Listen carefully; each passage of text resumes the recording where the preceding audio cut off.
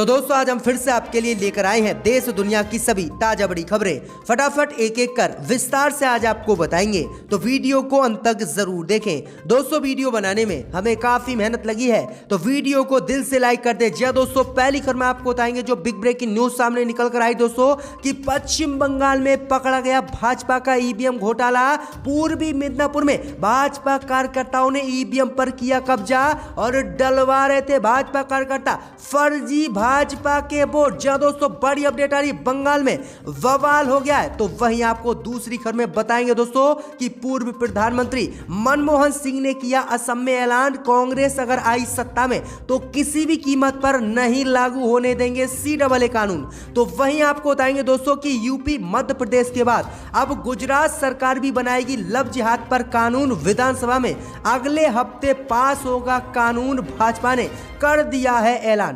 तो वहीं आपको बताएंगे दोस्तों कि पश्चिम बंगाल में भाजपा नेता शुभेंदु अधिकारी के भाई के काफिले पर हमला, गाड़ी में जमकर टीएमसी कार्यकर्ताओं ने की तोड़फोड़, जान बचाकर पैदल ही भागे भाजपा कार्यकर्ता। तो वहीं आपको बताएंगे दोस्तों कि असम में गाय को माता नहीं मानती बीजेपी, गौरीपुर प्रत्याशी बोले गाय का बीफ तो है नेशनल डिश। तो वहीं आपको बताएंगे दोस्तों कि आज बंगाल चुनाव को लेकर असदुद्दीन ओवैसी अपने कैंडिडेटों की करेंगे घोषणा। दूसरे और तीसरे चरण में ओवैसी उतारेंगे 50 उम्मीदवार। तो सभी खबरों को आपको बताएंगे दोस्तों, वीडियो को दिल से लाइक कर दें। इसी बीच बता दोस्तों अगली खबर की ओर, तो पश्चिम बंगाल में भाजपा की पकड़ी गई ईवीएम चोरी। पूर्वी मिदनापुर में भाजपा कार्यकर्ताओं ने बूथ पर किया कब्जा। जहां दोस्तों आपको बता दें ये बड़ी खबर सामने निकल कर आई दोस्तों कि पश्चिम बंगाल में आज पहले चरण के तहत 5 जिलों की 30 विधानसभा सीटों पर मतदान हो रहा है।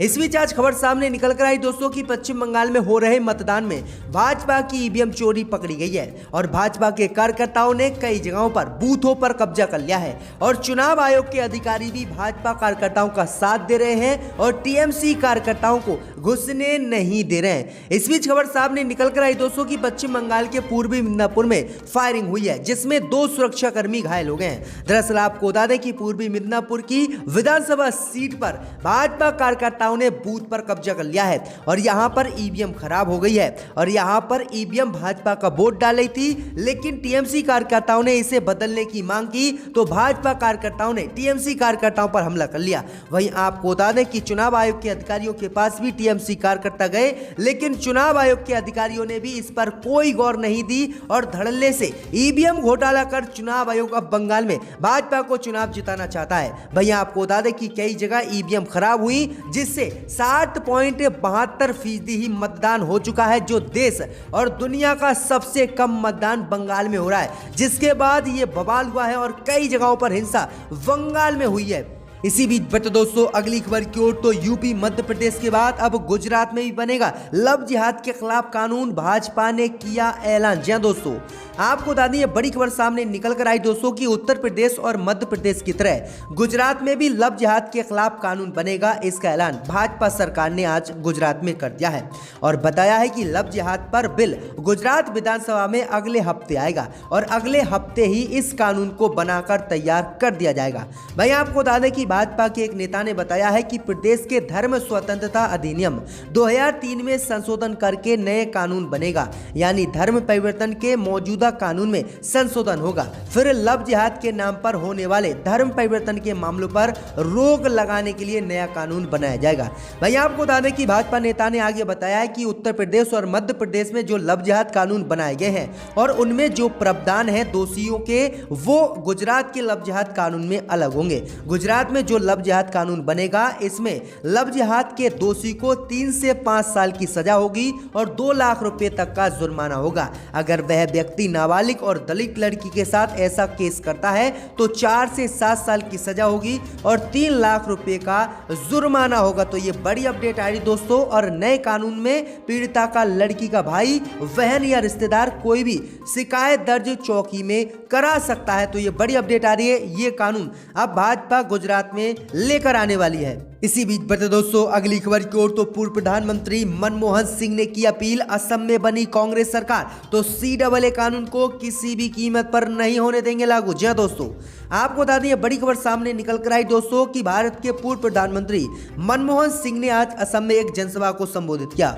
असम में जनसभा को संबोधित करते हुए मनमोहन सिंह ने कहा कि आप लोगों को ऐसी सरकार को वोट देना चाहिए जो भारत के संविधान और लोकतंत्र के सिद्धांतों को बनाए रखे। आपको ऐसी सरकार को वोट देना चाहिए जो हर नागरिक, हर समुदाय का देखभाल करे। आपको ऐसी सरकार को वोट देना चाहिए जो समावेशी विकास को सुनिश्चित करे। वहीं आपको बता दें कि आगे मनमोहन सिंह ने कहा कि असम में अगर कांग्रेस की सरकार बनती है तो वह किसी भी कीमत पर नागरिकता संशोधन कानून लागू नहीं होने देंगे और CAA अधिनियम को खारिज करेंगे। तो ये बड़ी अपडेट आ रही है, पूर्व प्रधानमंत्री ने यह बड़ा ऐलान असम में कर दिया है। इसी बीच बढ़ते दोस्तों अगली खबर की ओर तो पश्चिम बंगाल में भाजपा नेता शुभेंदु अधिकारी के भाई पर हमला, गाड़ी में जमकर तोड़फोड़, बुरी तरह से पिटे हैं भाजपा नेता। जी हां दोस्तों, आपको बता दें कि पश्चिम बंगाल में आज पहले चरण के तहत 30 सीटों पर वोटिंग हो रही है। इन 30 सीटों में से जिन 13 सीटों पर वोटिंग हो रही है इन पर बीजेपी नेता शुभेंदु अधिकारी का दबदबा माना जाता है। इस बीच खबर सामने निकल कर आ रही दोस्तों कि भाजपा नेता शुभेंदु अधिकारी के काफिले पर इन्हीं क्षेत्रों में आज बड़ा हमला किया गया है। जानकारी के मुताबिक काथी इलाके में शुभेंदु अधिकारी के भाई सोमेंदु अधिकारी के काफिले पर हमला किया गया है। उनकी गाड़ी में जमकर तोड़फोड़ की गई है। खबर है कि हमले में गाड़ी का ड्राइवर जख्मी बताया जा रहा है और कई भाजपा नेताओं को भी चोट आई है। वहीं आपको बता दें कि इस हमले का आरोप भाजपा ने TMC पर लगाया है और कहा है कि TMC किस तरह से भाजपा नेताओं को पीट रही है। तो ये बड़ी अपडेट आ रही कि भाजपा नेताओं के अब जो है पिटते हुए भाई नजर आ रहे हैं। इसी बीच बढ़ते दोस्तों अगली खबर की ओर तो आज बंगाल में ओवैसी अपने कैंडिडेटों की करेंगे घोषणा, भाजपा की बड़ी मुश्किलें। जी हां दोस्तों, आपको बता दें बड़ी खबर सामने निकल कर आई दोस्तों कि पश्चिम बंगाल में आज पहले चरण के मतदान के तहत 30 सीटों पर मतदान जारी है। इस बीच खबर सामने निकल कर आई दोस्तों कि आज बंगाल चुनाव में दूसरे और तीसरे चरण की वोटिंग के लिए असदुद्दीन ओवैसी अपने कैंडिडेटों की घोषणा करने वाले हैं। इसको लेकर असदुद्दीन ओवैसी ने 25 मार्च को ऐलान कर दिया था। 25 मार्च को असदुद्दीन ओवैसी ने बताया था कि 27 मार्च को जब बंगाल में पहले चरण का मतदान होगा उस दिन वह दूसरे और तीसरे चरण के मतदान को लेकर अपने उम्मीदवारों की घोषणा करेंगे। आज पता चल जाएगी कि असदुद्दीन ओवैसी कितनी सीटों पर बंगाल में चुनाव लड़ेंगे और वह कौन कौन सी सीट होंगी, कौन कौन से वह जिले हैं जहां पर ओवैसी की पार्टी अकेले बंगाल में चुनाव लड़ने वाली है। तो ये बड़ी अपडेट आई दोस्तों कि आज असदुद्दीन ओवैसी अपनी पार्टी के उम्मीदवारों की घोषणा करने वाले हैं बंगाल में। इसी बीच बट दोस्तों अगली खबर की ओर तो असम में गाय को माता नहीं मानती भाजपा, बीजेपी नेता बोले व्हीप तो है गाय का नेशनल डिश। जी हां दोस्तों, आपको बता दें कि जब भी देश में चुनाव होते हैं तब भाजपा राष्ट्रवाद और गौरक्षा के मुद्दे को जरूर उठाती है और इसको लेकर मुसलमानों पर विवादित बयान भी देती है। इस बीच खबर सामने निकल कर आई दोस्तों कि असम में विधानसभा चुनाव प्रचार के दौरान भाजपा के नेता ने व्हीप को राष्ट्रीय डिश बताया है। भाजपा नेता वनेंद्र कुमार मुसहरी ने मुस्लिम बहुल इलाके में चुनाव प्रचार के दौरान यह बयान दिया है, जिस मामले में भाजपा नेता पर केस भी दर्ज हो चुका है। दरअसल वनेंद्र कुमार मुसहरी को भाजपा ने गौरीपुर निर्वाचन क्षेत्र से उम्मीदवार बनाया, जो कि बीते साल 29 दिसंबर को ही भाजपा में शामिल हुए थे। उन्होंने चुनाव प्रचार के दौरान कहा था कि बिक्री पर व्हीप की बिल्कुल प्रतिबंध नहीं लगेगा और गाय का व्हीप असम में आराम से चलेगा, क्योंकि असम में गाय भाजपा की माता नहीं है। तो ये बड़ी अपडेट आ रही है, भाजपा नेता ही असम में गाय का मांस बिकवाने के लिए तत्पर राजी हैं और सिर्फ उन्हें वोट ही चाहिए। इसी बीच बढ़ते दोस्तों अगली खबर की ओर तो भाजपा नेता स्वामी चिन्मयानंद रेप के आरोप से हुआ बरी, कोर्ट ने कही बड़ी बातें। जी हां दोस्तों, आपको बता दें कि उत्तर प्रदेश की एक विशेष अदालत ने शुक्रवार को पूर्व केंद्रीय मंत्री और भाजपा नेता स्वामी चिन्मयानंद को बलात्कार के मामले में बरी कर दिया है। विशेष न्यायाधीश PK राय ने देखा कि अभियोजन पक्ष अपने मामले के आरोपों को साबित नहीं कर सका, जिससे चिन्मयानंद को आरोपों से मुक्त कर दिया गया है। अदालत ने कहा है कि पीड़िता ने भी मुकदमे की सुनवाई के दौरान शत्रुतापूर्ण व्यवहार किया है। इसी को लेकर अब भाजपा नेता जो है गिरफ्तार हुए थे, अब उन्हें उन्हें छोड़ दिया गया है। चिन्मयानंद को पिछले वर्ष 20 सितंबर को गिरफ्तार किया गया था। वो न्याय शाहजहानपुर लॉ कॉलेज का संचालन करते थे। उसी कॉलेज में पीड़िता पढ़ती थी और उन पर रेप का आरोप लगाया था, जिसका वीडियो भी सोशल मीडिया पर वायरल हुआ था। तो ये बड़ी अपडेट आ रही कि कोर्ट ने रेप के आरोपी चिन्मयानंद को आज बरी कर दिया है। इसी बीच बता दोस्तों अगली खबर की ओर, तो वेल पर छूटे दिल्ली दंगों के आरोपी ने मुस्लिम शख्स को पीटा, पाकिस्तान मुर्दाबाद के लगवाए नारे। जी हां दोस्तों, आपको बता दें कि जमानत पर छूटे दिल्ली दंगों के आरोपी अजय गोस्वामी ने एक मुस्लिम शख्स की जमकर दिल्ली में पिटाई कर दी है। साथ ही उस शख्स से पाकिस्तान मुर्दाबाद के नारे भी लगवाए हैं।